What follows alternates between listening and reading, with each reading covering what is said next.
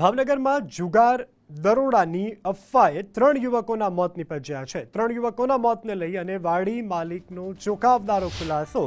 ખાનગી ડ્રેસમાં 2 police કર્મીએ red કરી હતી।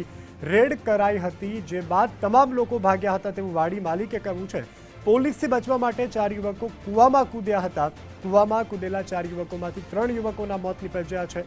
આ સમગ્ર મુદ્દે ભાવનગરના ડીવાયએસપી દ્વારા હાલ નિવેદન આપવામાં આવ્યું છે કે પોલીસ દ્વારા કોઈ રેડ કરાઈ ન હોવાનું ડીવાયએસપી સિદ્ધાલનું નિવેદન।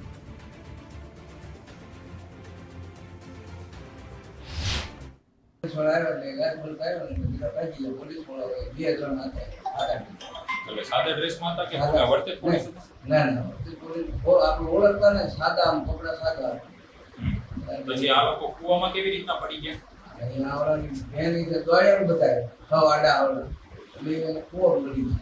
મને પકડ્યા નહીં પોલીસ। અમે તો પછી આ પાછા આવ્યા, કલાક 1.5 કલાક થઈ ગઈ, કલાક 2 કલાક પછી પાછા આવ્યા અને ઝૂંપડા પર બધા એક આવતા ગયા। પછી આ ભાઈ હતા એને કીધું કે 2 જણ અંદર ગળી ગયા છે।